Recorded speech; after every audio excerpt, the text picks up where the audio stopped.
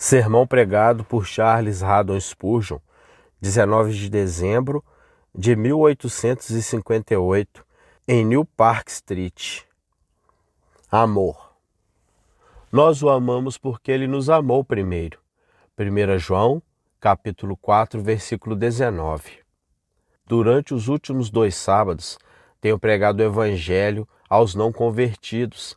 Exortei fervorosamente os maiores pecadores a olharem para Jesus Cristo e assegurei-lhes que, como preparação para virem a Cristo, não precisam de boas obras ou boas disposições, mas que podem vir, tal como estão, ao pé da cruz e receber o sangue perdoador e os méritos suficientes do Senhor Jesus Cristo. Desde então, ocorreu-me o pensamento de que alguns que desconheciam o Evangelho poderiam, talvez, fazer esta pergunta: isso pode promover a moralidade? Se o Evangelho é uma proclamação de perdão ao maior dos pecadores, não será isso uma licença para pecar? Em que aspectos se pode dizer que o Evangelho é um Evangelho segundo a santidade? Como tal pregação operará? Tornará os homens melhores? Serão eles mais atentos às leis que se relacionam ao homem e ao homem? Serão mais obedientes aos estatutos que se relacionam ao homem e a Deus?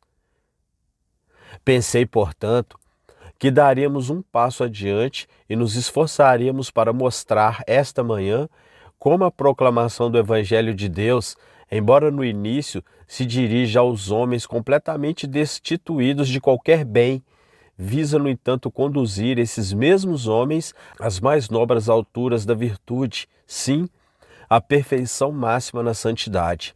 O texto nos diz que o efeito do Evangelho recebido no coração é que ele compele e constrange tal coração a amar a Deus.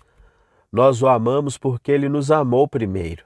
Quando o Evangelho chega a nós, ele não nos encontra amando a Deus, não espera nada de nós, mas vindo com a aplicação divina do Espírito Santo, simplesmente nos assegura que Deus nos ama, mesmo que estejamos tão profundamente imersos no pecado. E então, o efeito posterior dessa proclamação de amor é que nós o amamos porque ele nos amou primeiro. Você consegue imaginar um ser colocado a meio caminho entre este mundo e o céu? Consegue concebê-lo como tendo capacidades tão ampliadas que pudesse discernir facilmente o que era feito no céu e o que era feito na terra? Posso conceber que, antes da queda, se houvesse tal ser, ele teria ficado impressionado com a harmonia singular que existia entre o grande mundo de Deus, chamado céu, e o pequeno mundo, a terra. Sempre que os sinos do céu soavam, a grande nota daqueles sinos enormes era de amor. Quando os espíritos brilhantes se reuniram ao redor do grande trono de Deus no céu para magnificar o Senhor, ao mesmo tempo, viu-se o mundo, vestido com suas vestes sacerdotais, oferecendo seu sacrifício de mais puro louvor. Quando os querubins e serafins clamavam continuamente: Santo, Santo, Santo, Senhor Deus dos exércitos, ouviu-se uma nota, talvez mais fraca, mas igualmente docemente musical, vinda do paraíso: Santo, Santo, Santo, Senhor Deus dos exércitos. Não houve dissonância, nem discórdia.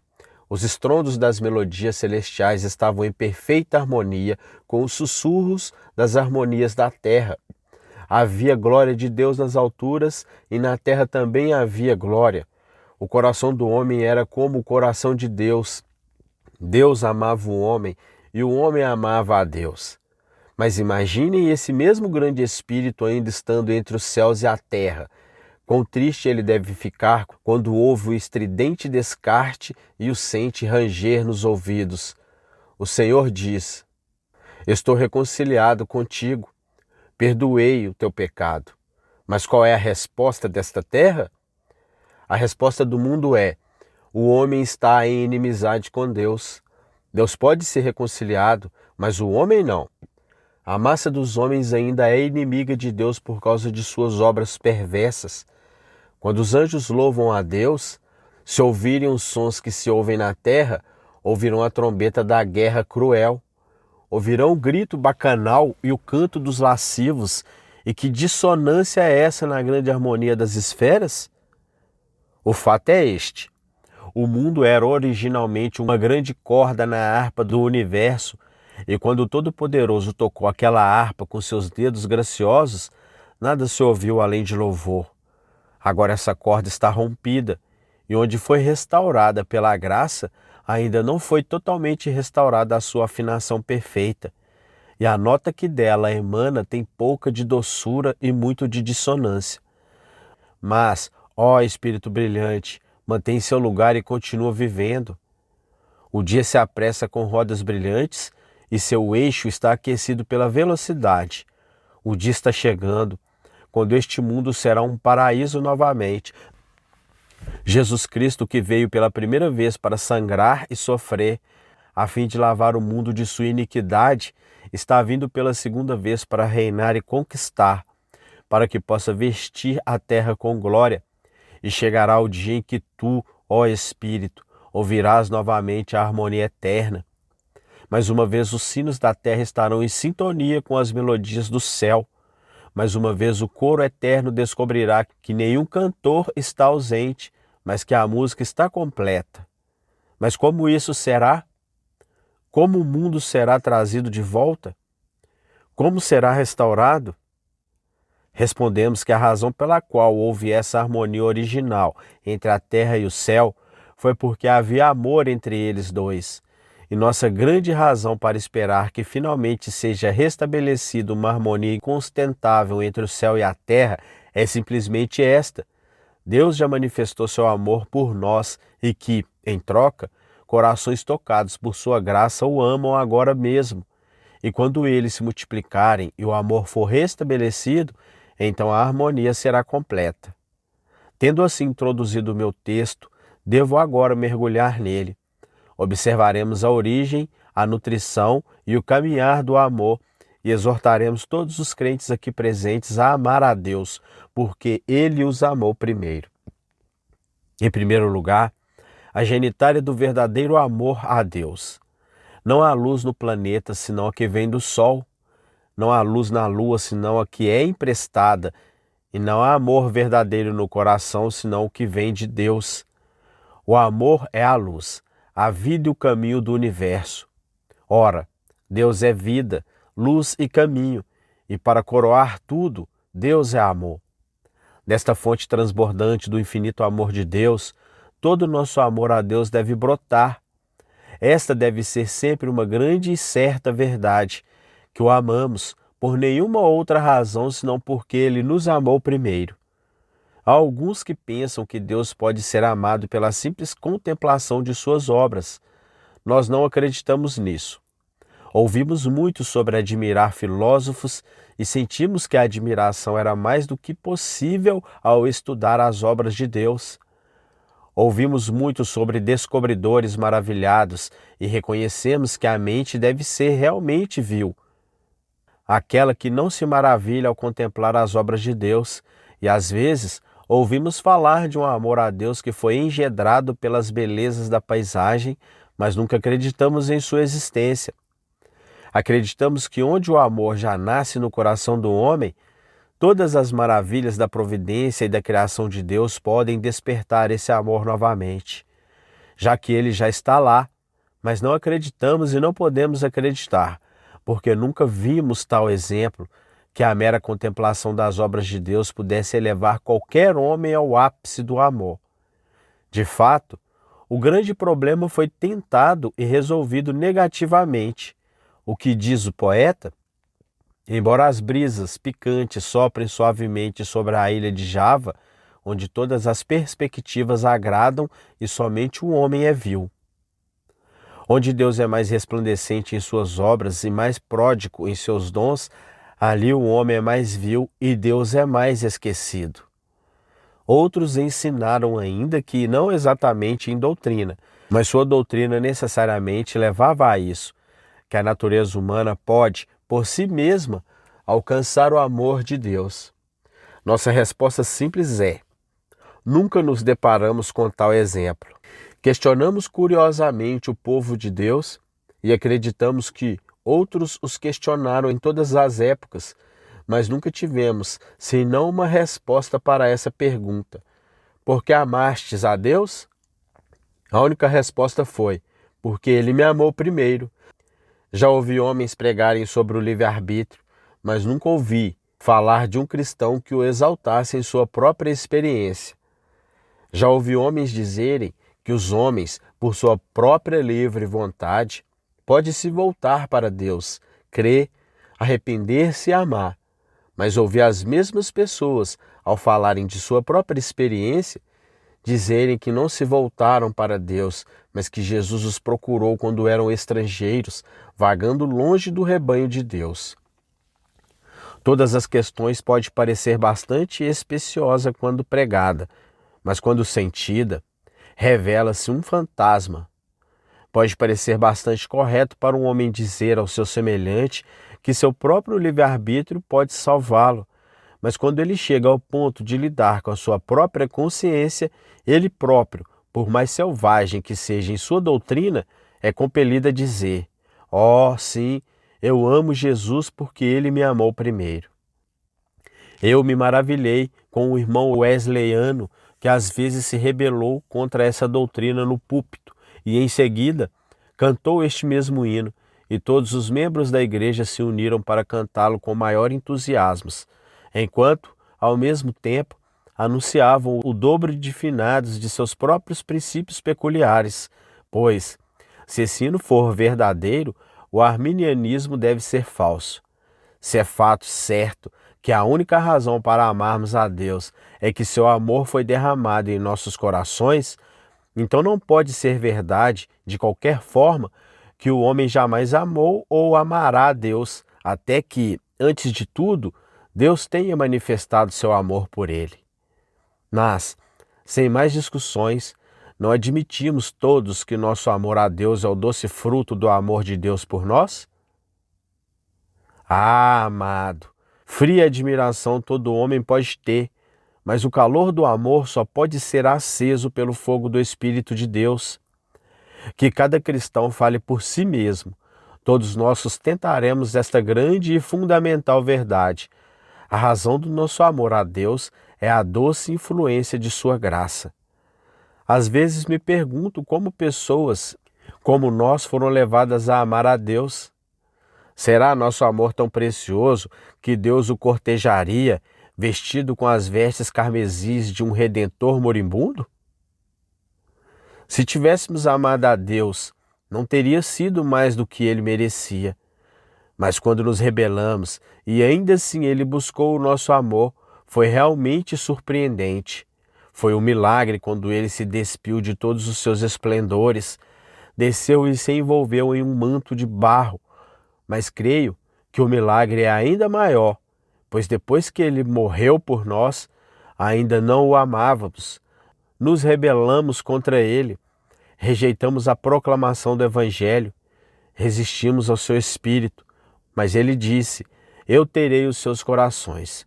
E ele nos seguiu dia após dia, hora após hora. Às vezes, ele nos humilhava e dizia: "Certamente eles me amarão se eu os restaurar."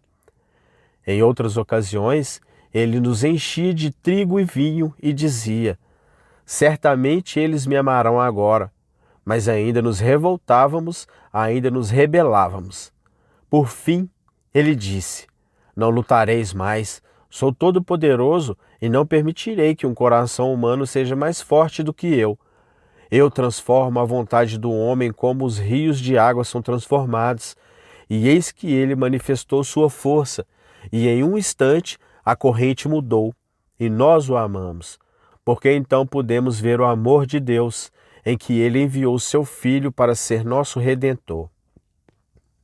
Mas devemos confessar, amados, voltando à verdade com a qual começamos, que nunca teríamos tido qualquer amor por Deus, a menos que esse amor tivesse sido semeado em nós pela doce semente de seu amor por nós. Se houver alguém aqui que ame a Cristo, que discorde dessa doutrina aqui, mas que saiba que não discordará daqui para frente, pois no céu todos cantam louvores à livre graça, todos cantam salvação ao nosso Deus e ao Cordeiro. O amor, então, tem como pai o amor de Deus derramado em nossos corações, mas depois de nascer divinamente em nosso coração, deve ser divinamente nutrido. O amor é exótico. Não é uma planta que se nutre naturalmente em solo humano. O amor a Deus é algo rico e raro. Morreria se fosse deixado para ser congelado pelas rajadas frias de nosso egoísmo. E se não recebesse nenhum alimento além daquele que pode ser extraído da rocha de nossos próprios corações endurecidos, deve perecer. Assim, como o amor vem do céu, deve se alimentar do pão celestial. Não pode existir neste deserto, a menos que seja nutrido do alto e alimentado pelo maná do alto.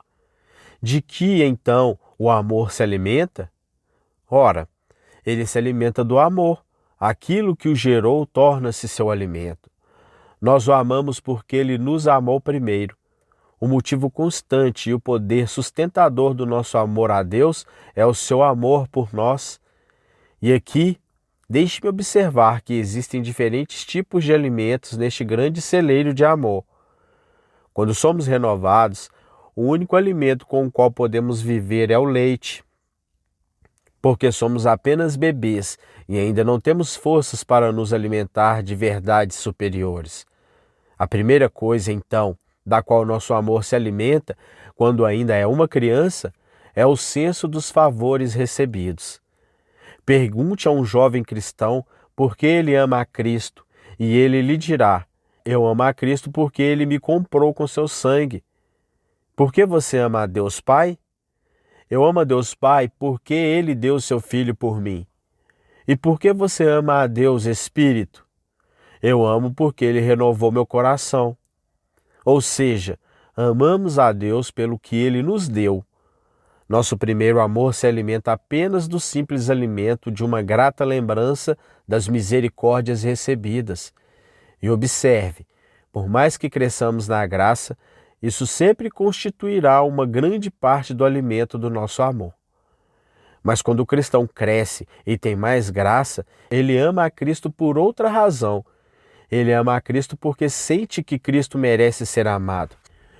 Confio em poder dizer que agora tenho em meu coração um amor a Deus, completamente à parte da questão da minha salvação pessoal.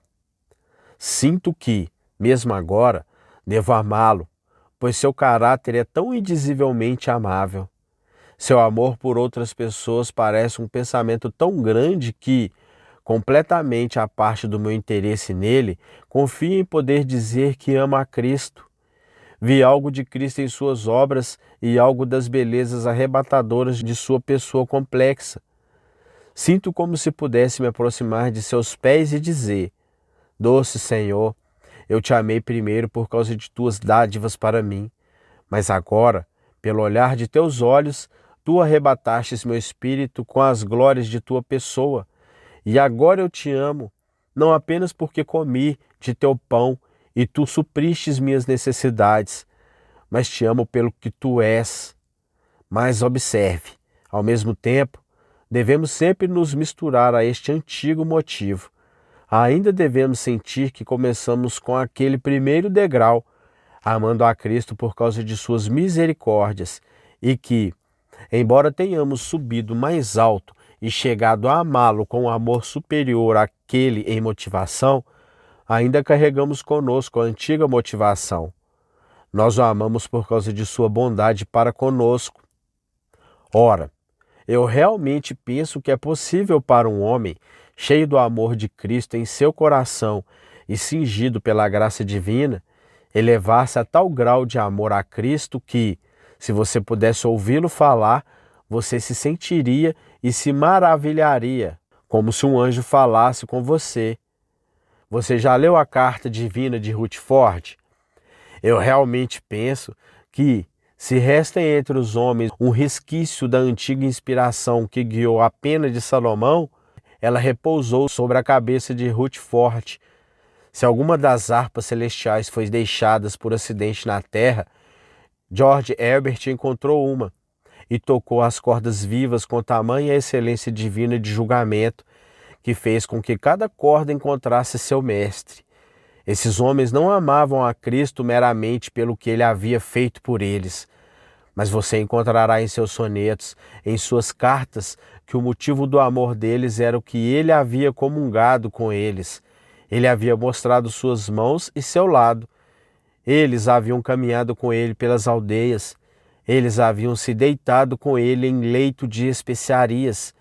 Eles haviam entrado no círculo místico da comunhão. E eles sentiam que amavam a Cristo porque ele era glorioso por toda parte e era tão divinamente belo que, se todas as nações pudessem contemplá-lo, certamente seriam compelidas a amá-lo também. Este, então, é o alimento do amor. Mas quando o amor se torna rico, e às vezes acontece, o coração mais amoroso esfria em relação a Cristo. Você sabia que o único alimento que sempre se adapta ao amor doente é o alimento com o qual ele se alimenta no início? Ouvi dizer dos médicos que, se um homem está doente, não há lugar tão bem adaptado para ele quanto o lugar onde nasceu. E se o amor adoece e esfria, não há lugar tão adequado para ele ir quanto o lugar onde nasceu, a saber, o amor de Deus em Cristo Jesus, nosso Senhor. Onde nasceu o amor? Nasceu em meio a um cenário romântico e foi nutrido com contemplação maravilhosas no seio da beleza? Ah, não! Nasceu nas encostas do Sinai, quando Deus veio do Sinai e o santo do monte Parã, e derreteu as montanhas com o toque de seus pés, e fez as rochas escorrerem como cera diante de sua terrível presença? Ah, não! Nasceu o amor no Tabor, quando o Salvador foi transfigurado e suas vestes se tornaram mais brancas que a lã, mais brancas do que qualquer lavadeiro poderia fazê-las? Ah, não! A escuridão cobriu a vista daqueles que o contemplaram então, e eles adormeceram, pois a glória os subjugou. Deixe-me dizer-lhe onde nasceu o amor. O amor nasceu no jardim do Getsêmani, onde Jesus suou grandes gotas de sangue. Foi nutrido no palácio de Pilatos, onde Jesus desnudou as costas ao açoite do açoite e entregou seu corpo para ser cuspido e açoitado. O amor foi nutrido na cruz, em meio aos gemidos de um Deus que agonizava sob as gotas de seu sangue. Foi lá que o amor foi nutrido. Testemunhem-me, filhos de Deus. De onde brotou o seu amor, senão aos pés da cruz? Vocês já viram aquela doce flor crescendo em algum lugar além dos pés do Calvário? Não. Foi quando vistes o amor divino superando todos os amores, superando a si mesmo. Foi quando vistes o amor escravizado a si mesmo, morrendo por seu próprio golpe, entregando sua vida, embora tivesse o poder de retê-la e retomá-la. Foi lá que nasceu o vosso amor. E se desejais que o vosso amor, quando doente, se recupere, levai-o a alguns desses doces lugares, fazei-o sentar-se às sombras das oliveiras e fazei-o ficar de pé na calçada e contemplar, enquanto o sangue ainda jorra. Levai-o à cruz e ordenai-lhe que olhe e veja novamente o cordeiro sangrando, e certamente isso fará com que o vosso amor salte de anão para gigante, e isso o transformará de uma faísca em chama. E então, quando o teu amor for assim recrutado, deixe-me ordenar-te que o exercites plenamente, pois assim ele crescerá. Tu dizes, onde devo exercitar a contemplação do meu amor para fazê-lo crescer? Ó, pomba sagrada do amor, abre tuas asas e faz de águia agora. Vem, abre bem os teus olhos e olhe diretamente para a face do sol e voa para cima, para cima, para cima, muito acima das alturas da criação deste mundo, para cima, até que te percas na eternidade. Lembra-te de que Deus te amou desde antes da fundação do mundo. Isso não fortalece o teu amor? Ah, Que ar revigorante é esse ar da eternidade, quando vou para dentro dele por um momento e penso na grande doutrina da eleição, de aquele vasto amor incomensurável, que desde os tempos antigos toda a semente escolhida abraçou, como ovelhas dentro do aprisco. Faz as lágrimas rolarem pelo rosto pensar que teríamos interesse naquele decreto e conselho dos três todo-poderosos, quando cada um que fosse comprado com sangue tinha seu nome escrito no livro eterno de Deus. Vem, alma, eu te convido a exercitar um pouco as tuas asas e ver se isso não te faz amar a Deus. Ele pensou em ti antes que tu tivesses um ser. Quando o sol e a lua ainda não existiam, quando o sol, a lua e as estrelas dormiam na mente de Deus, como floresta não nascida em um cálice de bolota, quando o velho mar ainda não havia nascido, muito antes que este mundo infantil jazesse em suas faixas envolventes de névoa, então Deus havia escrito teu nome no coração e nas mãos de Cristo indelevelmente, para permanecer para sempre. E isso não te faz amar a Deus? Não é este um doce exercício para o teu amor? Pois é aqui que meu texto entra, dando, por assim dizer, a última carga nesta doce batalha do amor, uma carga que varre tudo à sua frente.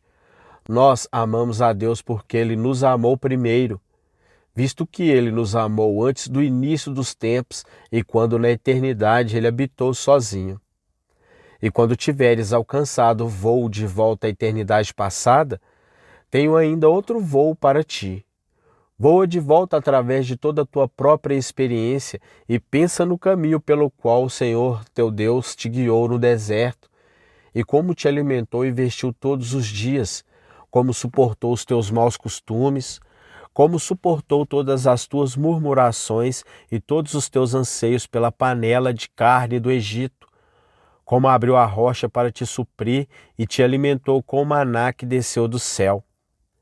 Pensa em como a sua graça te foi suficiente em todas as suas tribulações, como o seu sangue te foi um perdão em todos os teus pecados, como a sua vara e o seu cajado te consolaram, e quando tiveres sobrevoado este doce campo de amor, poderás voar mais adiante e lembrar-te de que o juramento, a aliança, o sangue contém algo mais do que o passado, pois embora Ele nos tenha amado primeiro, isso não significa que Ele jamais deixará de amar, pois Ele é o Alfa e será o Ômega.